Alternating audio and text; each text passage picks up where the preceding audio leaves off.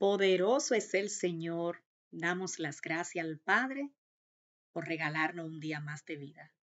Yo no sé si usted sabía, pero los judíos, al momento de despertar, una de las primeras frases que sale de su boca es la palabra te agradezco. Te agradezco, Rey eterno, oh Dios viviente, porque me has devuelto el alma al cuerpo. Y de esta manera ellos implantan una especie como de una sujeción dentro de ellos, en la que le dice al alma, usted tiene que agradecer por todo lo que el Señor hizo, por lo que ha hecho y por lo que seguirás haciendo. De manera que nosotros agradecemos al Padre porque Él ha sido más que bueno, ha sido bondadoso con nosotros y ha tenido un cuidado especial, no solamente para tu vida y para la mía, sino también para los nuestros. Así que estamos en el día de hoy en una entrega de la Parashá Emor, una Parashá que si bien es cierto habla mucho de la Parashá anterior, pero yo he querido traer esas similitudes que tiene con lo que fueron las enseñanzas de mi maestro Jesús de Nazareo, Yeshua HaMashiach, y he querido traer esa comparación y vamos a desarrollar, ¿verdad? Lo que es la Parashá Emor. Y para ello voy a estar leyendo en el libro de Levítico 21. Vayikra. Levítico 21 dice a partir de su versículo 21, ningún varón de la descendencia del sacerdote Aarón en el cual haya defecto se acercará para ofrecer las ofrendas encendidas para Yahweh. Hay defecto en él, no se acercará a ofrecer el pan de su Dios.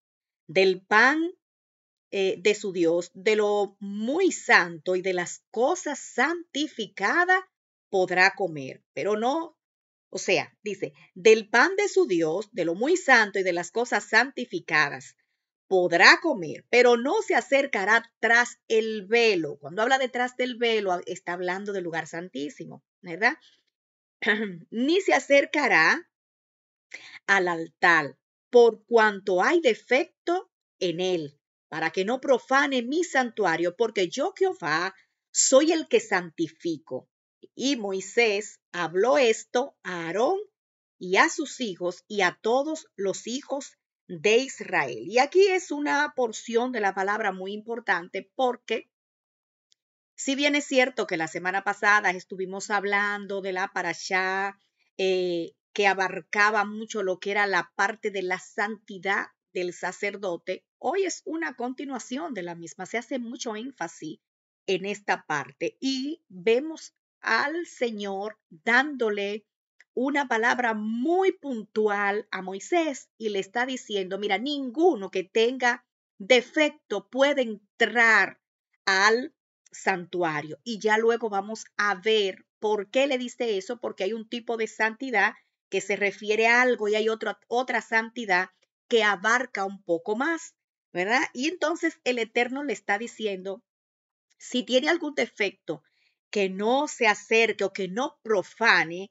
todo lo que había sido dedicado para el Eterno, no podía profanarlo. Necesitas o tiene hambre, quieres del pan, puedes comer del pan, pero no te puedes acercar detrás del velo, no puedes llegar a la parte que tiene que ver con lo que es el lugar santísimo y usted verá la similitud o la enseñanza tan potente que tenía en nuestro maestro y que todas fueron sacadas de allí, ¿verdad? De esta primera parte o lo que usted y yo conocemos de este primer testamento, para establecerlo en un pacto renovado, no en un nuevo testamento, porque si es nuevo, entonces indica que no había otro. Pero como es un pacto renovado, está hablando de un testamento que ya existió, ¿verdad? Primer testamento que ya existió y que ahora viene, como vamos a decir, con unas nuevas cláusulas para que se entienda mejor, o no nuevas, sino con esas cláusulas un poco más explicadas, un poco más, vamos a decir, claras para poder entender verdaderamente a qué se refiere.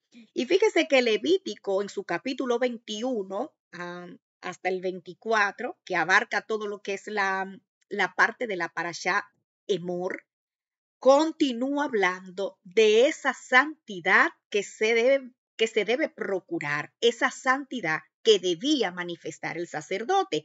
Y también habla de esas leyes que están relativas a todo lo que tenía que ver con la pureza, y también abarca una parte que habla de las fiestas, lo sagrado de la fiesta, la santidad que promueven esas fiestas, la pureza que encierra la celebración de cada una de estas fiestas.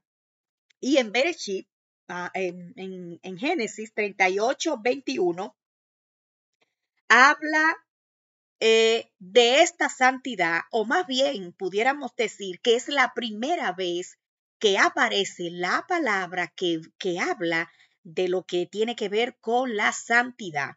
Y aquí hay una historia que narra a la prostituta esta,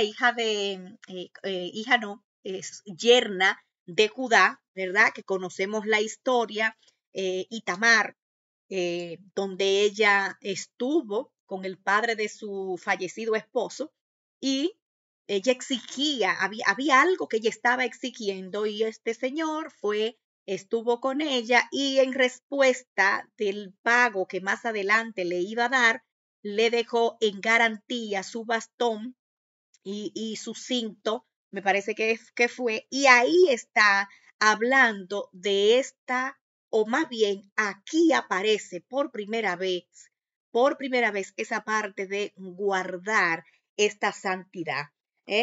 La palabra que se le atribuye a esta mujer, que fue considerada como una prostituta por el acto que ejecutó, se le considera una prostituta, y la palabra que se aplica a ella es la palabra kedeshá. Kedeshá es una palabra que se desprende, o más bien tiene esa asociación con lo que es la kedushá, que habla de la santidad del Eterno. Y ahí tienen sus relaciones, y más adelante pudiéramos asimismo tocarla. Esta santidad de la cual se está hablando, donde se dice precisamente en esta porción de la palabra que no se iba a permitir que ninguno de los del clan, ninguno de los del pueblo, se allegara a una mujer prostituta, no solamente aplicaba a la mujer, sino que también aplicaba al hombre. Ningún hombre podría allegarse a una mujer que fuese prostituta, ni ninguna mujer podía llegarse a ningún hombre que fuera considerado como un hombre inmundo, un hombre que estuviese fuera de los lineamientos y de las enseñanzas estrictas que enseñaba este pueblo. Entonces, no puede haber una kedushá, o no podía haber una kedeshá dentro del pueblo de Dios, y esto nosotros lo encontramos en el libro de Deuteronomio en su capítulo 28, versículo 23. No podía haber kedeshá porque manchaba al pueblo, manchaba la santidad de Dios en primer lugar, y luego manchaba la santidad y la pureza del pueblo. Alguien que era prostituto, alguien que había decidido tener, o la elección de ser prostituto, era considerado como alguien apartado. Y ahí entra el parecido entre la palabra kedeshá y la palabra kedushá, porque obviamente el ser santo es apartarse para el Eterno, y hacerse una con esa kedushá, esa santidad del Eterno. Pero la kedeshá es alguien que debía ser apartado. ¿Por qué? Por el oficio que estaba ejecutando, por el oficio que ejercía. Estaba dedicada a la parte que tiene que ver con la prostitución. Entonces, la santidad habla de separarse, apartarse para algo. Yo decido apartarme, ¿verdad? Para agradar al Eterno. Por lo tanto, procuro, me involucro en esa santidad que viene del Eterno, porque deseo apartarme para el Señor y volverme a adherirme. Cuando usted se adhiere a algo para desprender o despegar algo de ahí, es fuerte, es difícil. Entonces, yo procuro esa santidad porque deseo adherirme al Eterno y obviamente esa adhesión va a traer una mezcla en la que yo me voy a volver una con el Padre. Entonces, no puede aquel que profesa ser una con el Eterno a la vez profanar su nombre. ¿Cómo profanarlo? Con las acciones y las actitudes que él mismo ejecuta y tiene. ¿Qué nos enseña la palabra Emor? La parashat Emor, habla de la responsabilidad de ese liderazgo. Fíjese lo importante y el peso y el valor que tiene la parte de ese liderazgo espiritual, el que estaba a cargo de ofrecer el sacrificio debía ser un modelo a seguir, un modelo para la colectividad, los que estaban ahí, lo que veían, lo que hacía el sacerdote, lo que ponían sus ojos en él. Por eso es que hoy día vemos a muchas personas que sin ánimo de hacer ningún o de tener ningún tipo de idolatría hacia un pastor, hacia un líder, hacia alguien que tiene una función dentro de una iglesia, vemos que tienen sus seguidores. O sea, eso va a ser inevitable, es la palabra. Y verán nos veremos con la situación en la que hay líderes muy fuertes trabajando mano a mano con el pastor, en la que incluso tienen un poco más de influencia que el mismo pastor. Y es que cuando ese llamado, ese liderazgo espiritual esté en ejecución, hay cosas que deben de hacerse que el pueblo las exige. El pueblo exige esa santidad y los ojos de toda la colectividad está encima del líder o del que esté en función ahí como cabeza o del que esté en apoyo debajo de esa cabeza. El pueblo se volca y no es que se cree en idolatría, como dije anteriormente, sino es que ya se viene arrastrando esto desde los primeros siglos, desde las primeras personas que empezaron a sí mismo a apartarse para el Eterno. Ya eso se viene implantando, de mantener esa santidad. Por lo tanto, en Emor, usted va a encontrar que esta parasha hace mucho énfasis del liderazgo espiritual y de cómo este liderazgo debía ser un modelo a seguir, tenía que guardarse en santidad, tenía que mantener esa pureza, tenía que ejecutar esa responsabilidad y bueno, en la medida en la que los demás fueran viendo el desarrollo, la ejecución de ese liderazgo, ¿qué usted cree que iba a pasar? El pueblo todo ponía sus ojos sobre ese líder. Y obviamente allí estaba ese líder ofreciendo o haciendo más bien la función de intermediario. ¿Entre quién? Entre el Dios y el pueblo. Luego también, dentro de la parte de la santidad, el Eterno está hablando de un sinnúmero de fiestas que debían ser sagradas, denominadas santificadas, debían ser fiestas en las que se iba a dar un apartamiento, una celebración, una serie de ejecuciones de cosas que las mismas van a santificar el nombre del Eterno. Por lo tanto, de acuerdo a todo lo que ellos enseñan, hoy por hoy, el pueblo judío, el pueblo hebreo, considera su calendario, no el calendario gregoriano que nosotros tenemos, sino su calendario que es considerado como el calendario lunisolar, como un calendario sagrado. Mueve santidad, promueve santidad, tiene asimismo una serie de fiestas pautadas en la que el objetivo principal no es más que exaltar el nombre del Eterno, de ponerlo en alto y de obviamente hacer todo lo que el Señor está estipulando. De ahí, de tenerse que este calendario es sagrado, de ahí es que se aparta o se saca más bien la parte de santificar ese último día para el descanso, para que bendiga tu vida y como es santo, mueve una influencia tan fuerte que viene y obviamente si lo ejecuta, viene a crear en ti una especie de un apartamiento, de un respeto hacia las cosas del Eterno y por ende viene ese deleite en guardarme para Dios, y si viene ese deleite y ese disfrute, entonces todas las demás cosas que el pueblo necesitaba al momento de santificar, guardar ese día que es sagrado, él ya va, las añadiduras, como conocemos en los evangelios, les eran añadidas.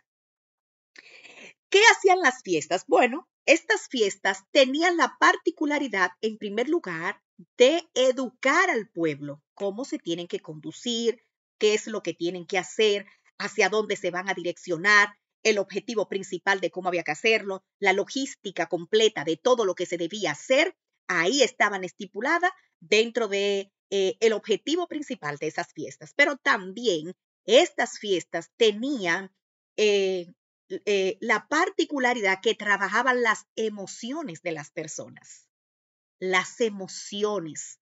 Y ese trabajo viene creando una especie de una pureza, una especie de un despertar, por así decir, una especie de un crecimiento, una especie de un respeto hacia las cosas del Eterno, una especie de consagrar mis emociones, yo la volco a Dios, yo la dedico a Él, yo no voy a estar dubitante, no voy a ser como las olas del mar, que un tiempo están, otro tiempo vienen, que un tiempo van, no. Ahora, estas fiestas se hicieron para pulir, por así decir, porque eso no se va a ir por completo así, no, para pulir las emociones de todos aquellos que estaban en la celebración de lo que son estas fiestas.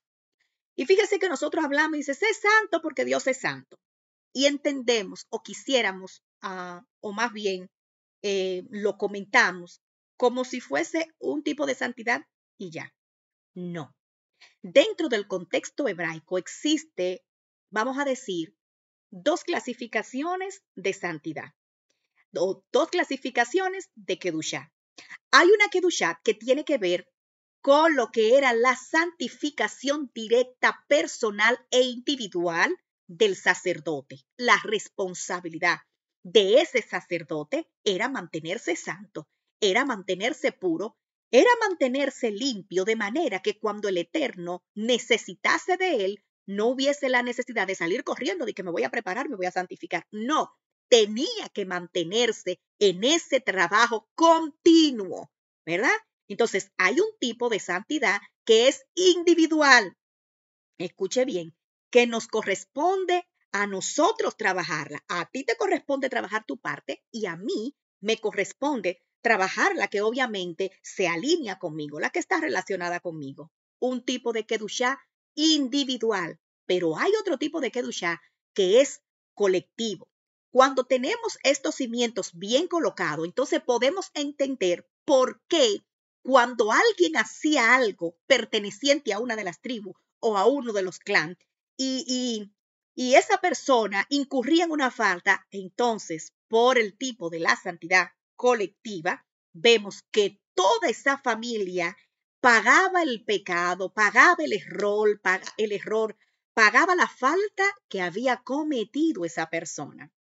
¿Recuerdan aquel que escondió el manto babilónico, el lingote de oro y que luego toda la familia completa fue apedreada?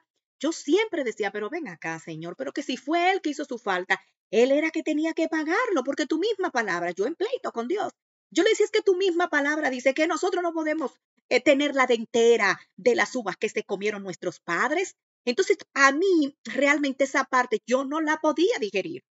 Y yo sé que muchos de ustedes llegan en esos momentos de tranque en las que usted dice, wow, hay muchos que no se atreven, ay, yo no le pregunto a Dios. No, a mí la palabra, por lo menos a mí, lo que yo he leído me dice, acérquese confiadamente creyendo que le hay.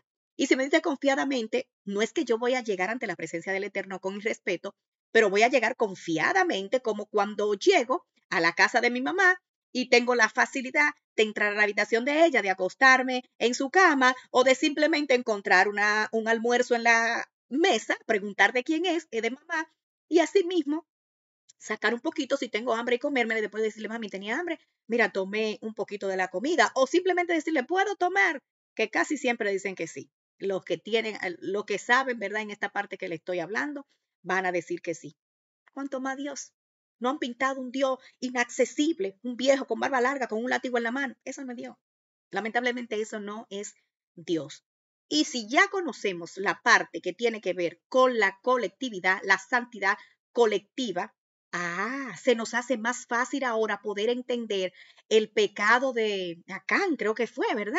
Se me van los nombres, pero ahí está esa manifestación de que todos fueron y fueron apedreados por la falta que incurrió. Aquel hombre manchó el territorio, robó, y aquel robo afectó la pureza del pueblo. Y fíjese cómo todos, su familia, wow, incurrieron a sí mismo en la recompensa que este hombre consiguió por haber violentado la santidad del pueblo a manera colectiva. Entonces, no es que solamente que si los papás se comieron la uva ellos van a tener la dentera, es que hay por default un tipo de santidad que afecta todo lo que es la comunidad.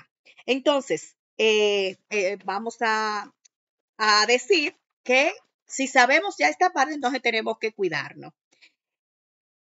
El sacerdote, en Emor, en Levítico 21, establece normas que tienen que ver con pureza, pero también nosotros nos encontramos a Yeshua hablando de esa pureza.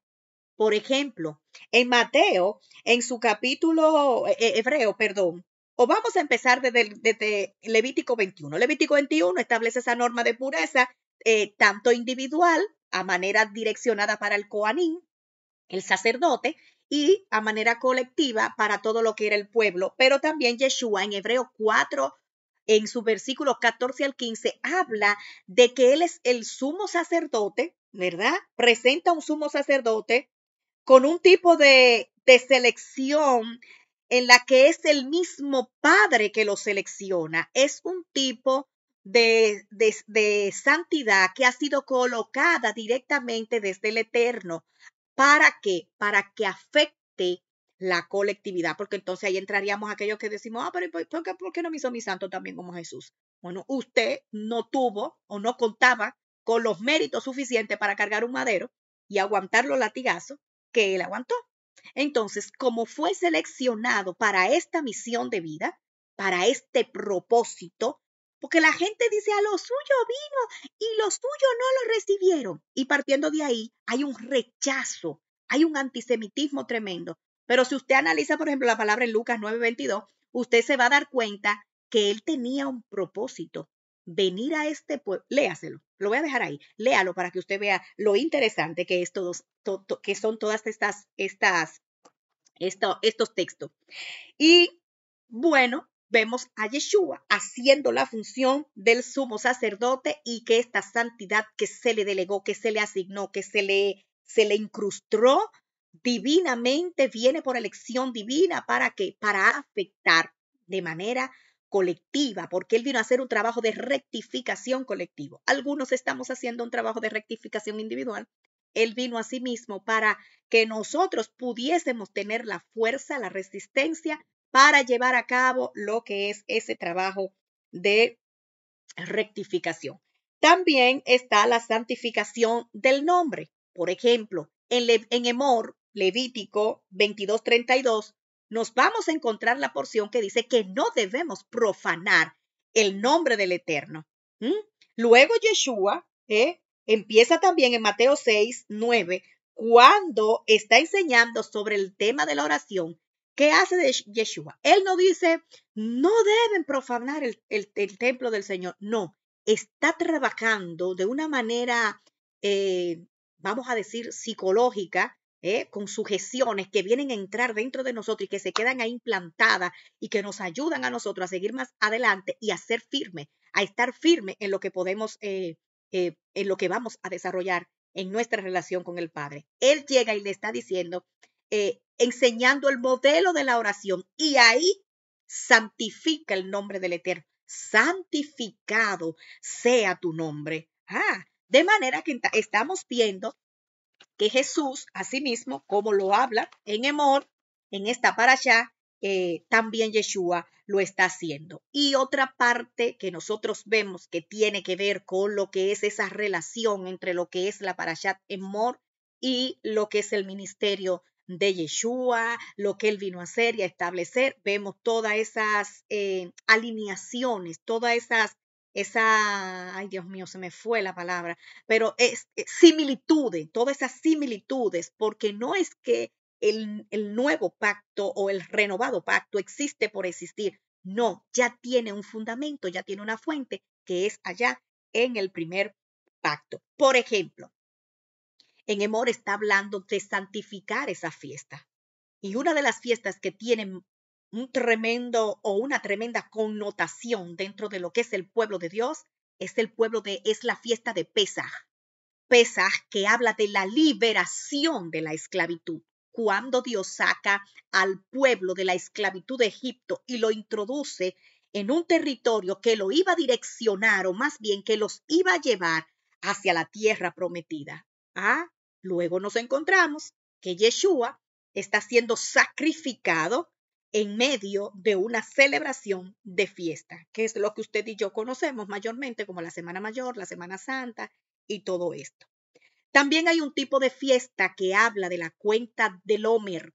La cuenta del Omer más bien se asocia con lo que tiene que ver con lo que es la resurrección de Cristo, lo que para ellos es la cuenta del Omer, tiene esa asociación con la resurrección del Eterno. Otra fiesta que es sagradísima es la fiesta de Shavuot, y que dentro de ese renglón prácticamente entra lo que son las fiestas de la primicia, la cosecha y todo esto.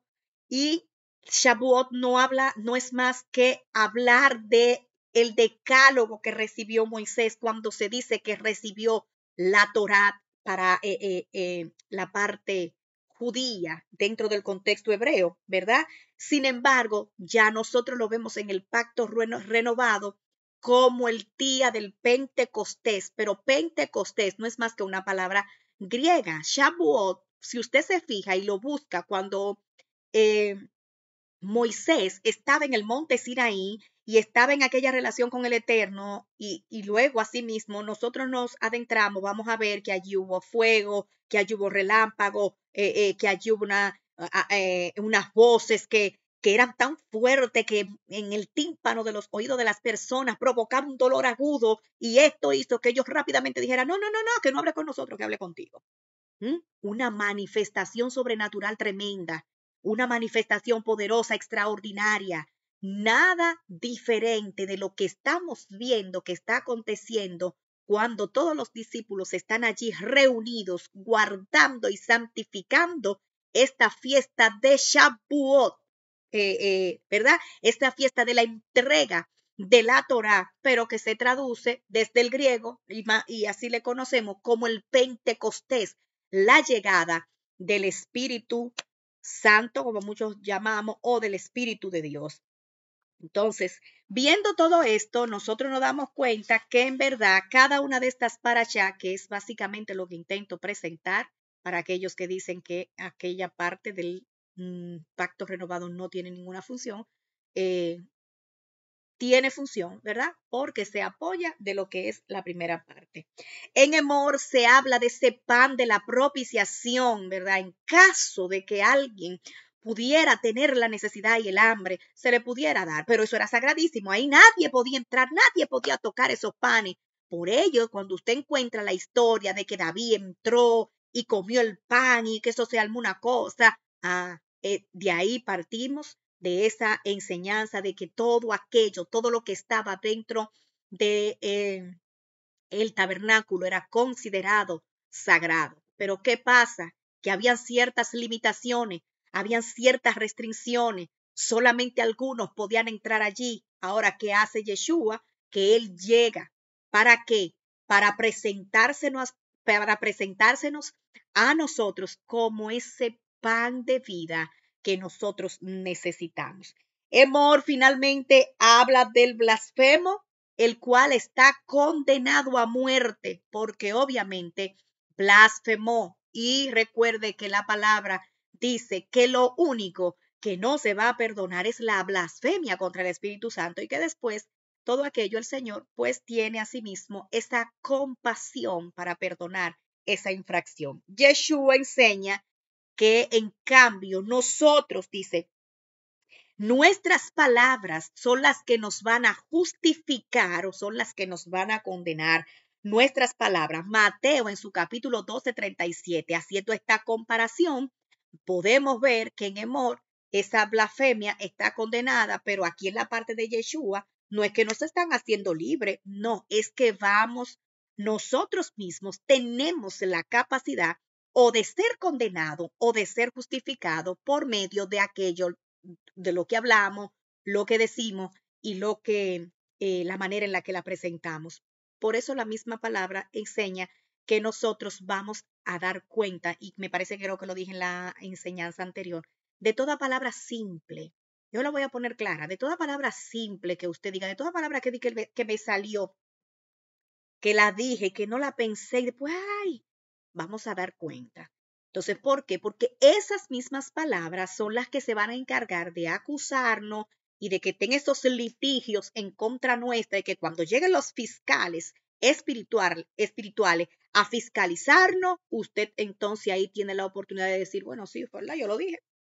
O no, yo no dije nada de eso.